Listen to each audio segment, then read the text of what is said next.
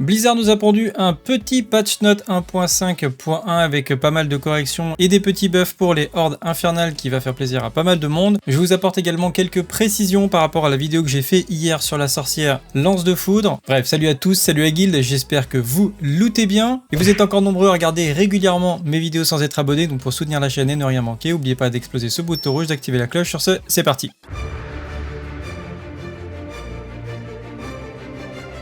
Très rapidement, avant de commencer, sur le Discord, vous avez une licence Diablo 4 pour la prochaine extension à gagner. Toute la procédure et le lien pour participer s'y trouve, je vous le mets en description. Donc comme je disais, Blizzard a sorti la mise à jour 1.5.1 qui va être disponible pour le 20 août 2024. On a quelques améliorations qualité de vie comme des effets sonores qui vont être ajoutés quand on va ramasser les éthers brûlants. Bon, ça c'est pas incroyable, mais ce qui est vraiment pas mal, c'est qu'ils ont buffé le nombre d'éthers brûlants qu'on va gagner sur d'autres événements que les Hellborn, qui sont actuellement les plus rentables. D'ailleurs, je vous avais fait un guide, je vous remettrai le lien en description parce qu'il vous a beaucoup plu apparemment. Mais peut-être qu'il sera temps de le mettre à jour avec ces nouvelles informations, donc il faudra tester la semaine prochaine. Donc c'est pas mal, ça devrait stabiliser un petit peu pour pas qu'on ait des runs à 300 éthers et des runs à 1200 éthers, donc ça devrait un petit peu être un peu plus homogène. Également, tous ceux qui n'avaient pas eu d'objets avec des greater affixes en ouvrant des coffres à la fin des hordes infernales, vous savez, il y a un coffre qui est censé assurer, donc le coffre à 60, des objets avec des greater affixes, ça ne marchait pas pendant 1 ou 2 semaines,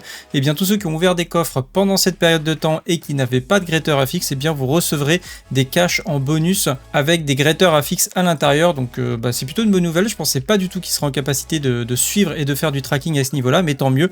Donc du coup vous allez avoir pas mal de coffres à ouvrir pour certains. La bête dans la glace va être enfin corrigée, ce qui va vous permettre de récupérer enfin la bonne quantité de poupées vaudou, donc ça c'est plutôt une bonne nouvelle parce que beaucoup avaient arrêté de le farmer à cause de ça. Et également on a eu pas mal de corrections de bugs au niveau de l'écho de Lilith qui avait des petits soucis, on pouvait pas la stagger, il y avait des fois elle restait dans les airs indéfiniment, bref ça a été amélioré. Également certains perfectionnements sur certains objets ne fonctionnaient pas comme l'Oculus, la rose bleue ou le compagnon de l'orage, et bien maintenant vous devriez pouvoir les améliorer normalement. Également concernant la sorcière lance de foudre, je vous avais fait une vidéo hier pour vous dire qu'il y a eu un changement important sur l'aspect, ils avaient augmenté les dégâts, mais ils avaient réduit certaines choses pour pouvoir avoir moins de latence sur les différents serveurs. On a Mekuna qui a réagi à cette news et qui a expliqué que c'était bien un nerf pour le très haut niveau, en tout cas que lui il arrivait à voir la différence et que ça il faisait moins de dégâts tout simplement. Et il a bien précisé qu'à certains niveaux de jeu on ne s'en rend pas forcément compte, mais en tout cas à mon niveau de jeu je m'en rends pas trop compte. Je ramène de la T8, j'ai pas l'impression d'avoir perdu tant de ça, j'ai pas l'impression d'avoir perdu tant de temps que ça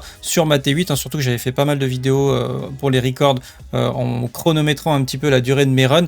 Et en termes de temps, pour moi c'est à peu près la même chose. Mais bon, s'il le dit, c'est qu'il a sûrement raison. Donc à voir sur le long terme si le nerf est si important que ça. Dans tous les cas, le build a encore évolué et vous avez une version 3 qui arrive très bientôt sur la chaîne. Également, on a eu une très grosse news hier à Ashes of Creation avec les révélations sur l'Alpha 2, donc toutes les informations sur la sortie de ce jeu en Alpha 2 qui va être vraiment excellent je pense. Je vous ai fait une vidéo et ainsi qu'un article assez complet qui va détailler tout ce qui va être disponible et ça arrivera quelques semaines après la sortie de l'extension de Diablo 4, donc bien sûr je vais couvrir aussi cette actualité. Voilà, sur ce c'est tout pour aujourd'hui, j'espère que cette petite news vous a plu, si c'est le cas likez, partagez, abonnez-vous, on se retrouve dans la prochaine. Salut à tous, salut les guilds, ciao bye.